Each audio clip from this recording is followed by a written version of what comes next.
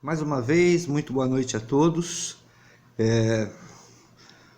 Tentando fazer algumas postagens semanais, não é? Gostaria imensamente de estar aqui nessa noite comemorando alguns resultados positivos, mas infelizmente, desde o último vídeo que eu postei, até aqui as coisas pioraram, desde no âmbito municipal, estadual, de uma forma muito preocupante, e também no âmbito federal e no mundo inteiro, né? Temos aí hoje os Estados Unidos como o epicentro de toda essa pandemia.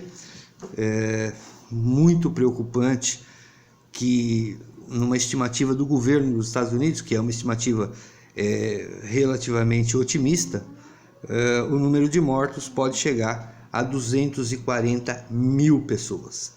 Isso é verdadeiramente assustador quando se trata de um país com uma infraestrutura magnífica, não é? Nós sabemos que eles não têm um sistema de saúde pública tão eficiente quanto o nosso, do ponto de vista da abrangência, do ponto de vista do acesso, mas, por outro lado, existe uma estrutura tecnológica montada que poderia se supor que desse conta disso, o que efetivamente não tem acontecido.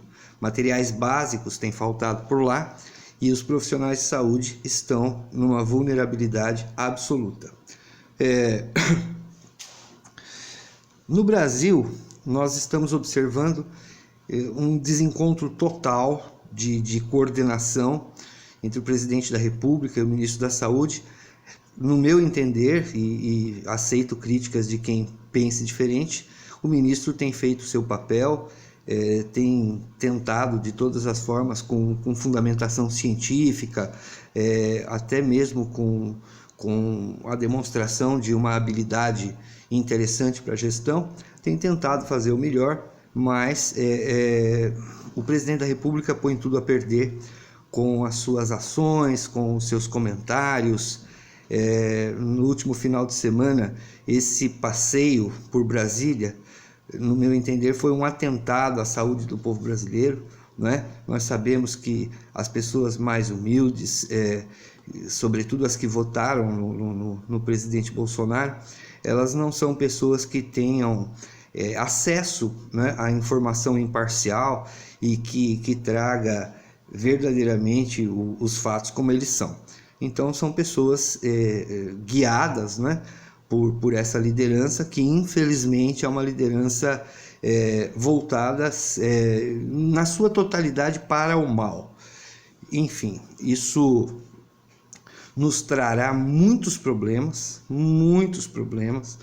quando não há uma coordenação dentro dessa perspectiva de uma crise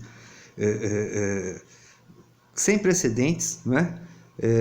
Os resultados, eles verdadeiramente não podem ser bons.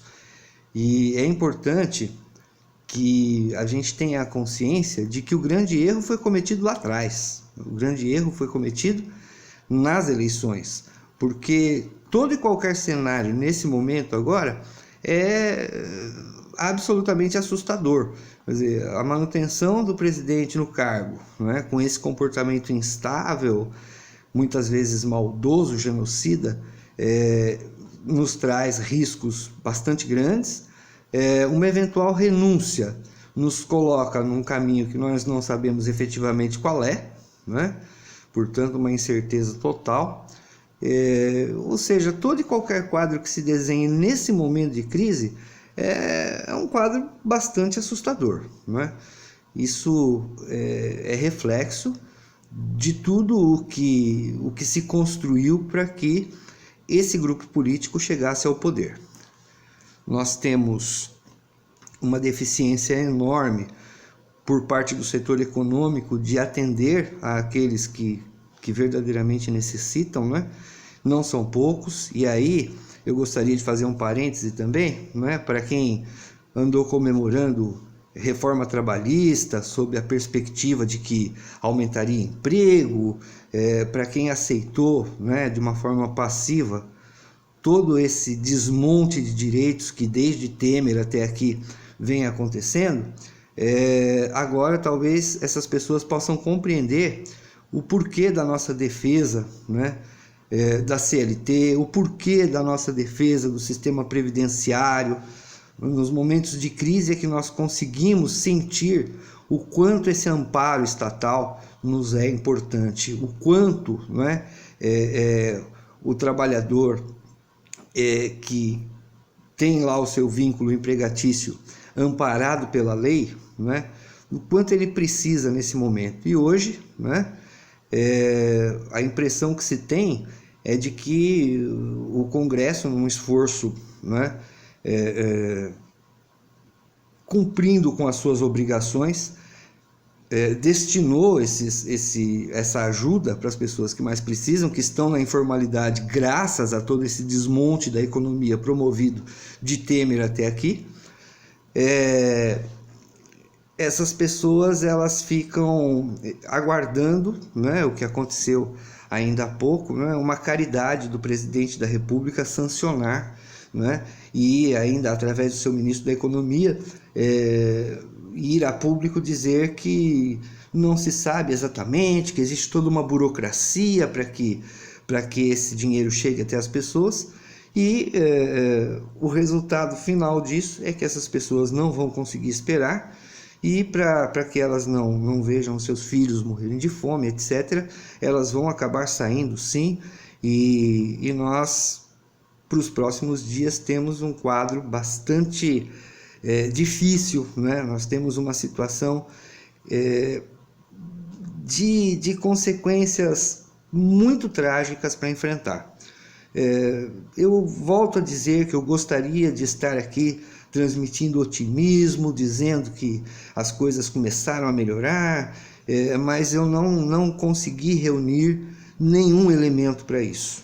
Aqui na nossa cidade, por exemplo, na semana passada eu teci até alguns elogios, né, a algumas ações do senhor prefeito e tal, e no fim o que aconteceu foi que houve um relaxamento, né, houve um decreto aí autorizando alguns segmentos que, no meu entender, absolutamente desnecessários, né, a funcionarem, o que se deu por uma nítida pressão mesmo, né, e que a prefeitura acabou cedendo a essa pressão de determinados setores, e isso foi como abrir uma torneira, né? Eu não tenho ido às ruas, tenho ficado dentro de casa mesmo, e é o que eu recomendo para todo mundo, né?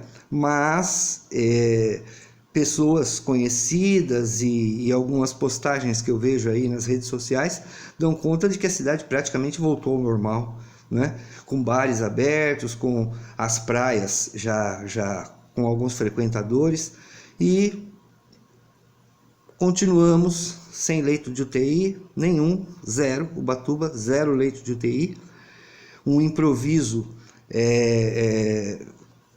para o atendimento de pacientes mais graves, com a própria administração da Santa Casa de Ubatuba declarando hoje, numa entrevista aí à TV Vanguarda, de que os pacientes verdadeiramente graves devem ser encaminhados para outras cidades, né? Agora imagine um paciente em estado crítico sendo transferido para Taubaté, 100 km de distância, para Caraguatatuba, 55 km de distância. É impensável, né? É verdadeiramente impensável. Mas esse é o preço que nós pagamos, e aqui eu quero deixar bastante claro que o prefeito Sato, nesse caso, não tem assim toda a responsabilidade em relação a isso, porque administrações anteriores também simplesmente aceitaram esse sucateamento da Santa Casa e não foram efetivos, né, na construção de uma saúde que atendesse ao povo de Ubatuba. Não vejo diferente em outros lugares. As notícias de São Paulo, elas são desanimadoras, não é? Ontem eu andei lendo no El País que a expectativa é de que o número de mortos em São Paulo seja muito, mas muito maior do que o que vem sendo divulgado. Até porque, com a ausência de testes, né, muitas pessoas estão recebendo o atestado de óbito como síndrome respiratória grave, e essas pessoas não entram na estatística. Então, nós sabemos que esses números eles não são verdadeiros, né? Nisso talvez eu concorde com o presidente Bolsonaro, os números não são verdadeiros, só que ele acha que os números são maquiados para mais, e eu tenho certeza de que eles são maquiados para menos, né? Já morreu muito mais gente em São Paulo do que vem sendo divulgado, e vai morrer muito mais, né? Porque o que nós vemos hoje é um grande de um improviso. Nós compreendemos em parte que ninguém espera uma pandemia assim, mas se o nosso sistema de saúde tivesse sido em tempos de tranquilidade, se ele tivesse sido bem organizado, se tivesse havido um combate efetivo à corrupção, sobretudo na área de saúde, nós não estaríamos nesse desespero total nesse momento. E esse desespero não é um privilégio, não é, dos simples mortais. Aqueles que estão na linha de frente, médicos, enfermeiros, técnicos, todos estão apavorados. Tem muita gente abandonando o barco. O número de profissionais de saúde sendo afastados por licença médica é uma coisa assustadora. No Hospital do Servidor Público Estadual, na semana passada, entre suspeitos de coronavírus, suspeitos de síndromes respiratórias e depressão e crise de ansiedade, foram 200 afastados em uma semana. Não tem sido diferente na rede privada, em outros hospitais públicos, né? E nós efetivamente não sabemos de que forma nós vamos chegar ao final disso tudo, né? Não sabemos como vamos chegar. E aí vem, né, aquele pedido, não é uma recomendação, é um pedido de que as pessoas fiquem em casa. As crianças sejam mantidas em casa. Nós sabemos que é muito difícil. Eu tenho na família, né, pessoas que se sentem muito mal com essa situação, não aqui na minha casa, mas, né, falo especialmente da minha mãe, que tem uma dificuldade enorme por ser uma pessoa muito atirada ao trabalho, a uma rotina que lhe faz muita falta, mas esse momento é um momento crítico, é um momento difícil, e onde tudo o que nós podemos fazer é ficar em casa. Eu estava saindo semanalmente uma vez, né, para fazer a reposição de alimentos, enfim, e descobri ontem que o supermercado onde eu compro tem um aplicativo onde se pode fazer as compras pelo aplicativo. Então hoje mesmo eu já fiz a reposição semanal, devo de estar recebendo essa mercadoria amanhã, e tudo o que eu preciso eu tenho utilizado o delivery, porque não é momento de rua, não é momento de se expor, né?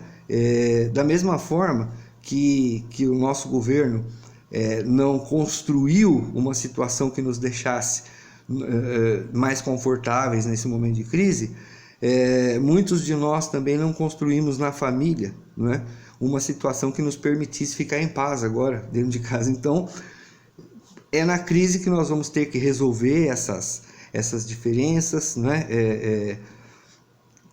Desenvolver a capacidade de amar aquele que está debaixo do nosso teto, ou pelo menos respeitar, e saber que se existe um lugar que é seguro para todos nós, é a nossa casa, tá certo? Então é um apelo mesmo, né? Você não estará cuidando só de você, mas estará cuidando de muita gente, né? Evitando que muita gente se contamine e venha a inclusive falecer, né? Por conta de uma imprudência que poderia ter sido evitada. Para finalizar, porque eu não quero me estender muito, né? Essa crise ela vem demonstrando na prática uma coisa que toda a teoria sociológica, né, já vem construindo, e que eu sempre apresento em sala de aula, dentro do currículo do Estado, né, que contempla toda essa situação, toda essa teoria, né, essa questão de que o trabalhador é aquele que faz com que a produção aconteça, é aquele que efetivamente mantém a economia funcionando, seja pela sua força de trabalho ou seja pelo consumo que ele pratica, justamente por estar participando dessa produção e por isso ser assalariado, né? Então, que fique bem claro, né? Não são esses empresários idiotas, eu não estou colocando aqui que todos os empresários sejam idiotas, mas existe um grande número no Brasil, e eu acho que alguns se expõem na mídia por achar que a sua idiotice, a sua desumanidade, enfim, pode promover algum fruto, né? Esses idiotas ameaçando demissões, ameaçando fechar estabelecimentos, deixar todo mundo sem emprego, nesse momento nós estamos percebendo nesses idiotas um verdadeiro desespero, porque eles sabem que eles não são nada no sistema produtivo, né? Quem efetivamente faz a coisa acontecer é o trabalhador. E talvez essa crise nos leve a uma reorganização disso, né? Porque todas as riquezas até aqui ficaram nas mãos de quem efetivamente não trabalha. E o trabalhador sujeito, né, a estar totalmente desamparado, como nesse momento que nós estamos passando. Então, cabe aí a reflexão, né? Não seria o momento do trabalhador ser o protagonista de todo esse processo produtivo, né? Protagonista ele já é, mas ele é o protagonista de fato, e agora ele precisa ser o protagonista de direito. Não estou aqui convocando uma revolução comunista, né? Não se trata disso, mas são fatos, né? Esse abismo social que foi criado no Brasil é um dos países onde esse abismo é maior, né? Cabe esse tipo de reflexão, e essa crise talvez nos ensine a reconsiderar esse modo de produção. Então eu quero agradecer a todos, mais uma vez apelando para que fiquem em casa.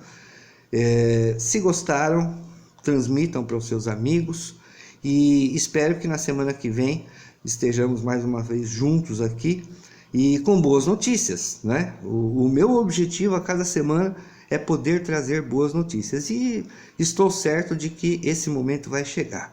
Muito obrigado e até mais.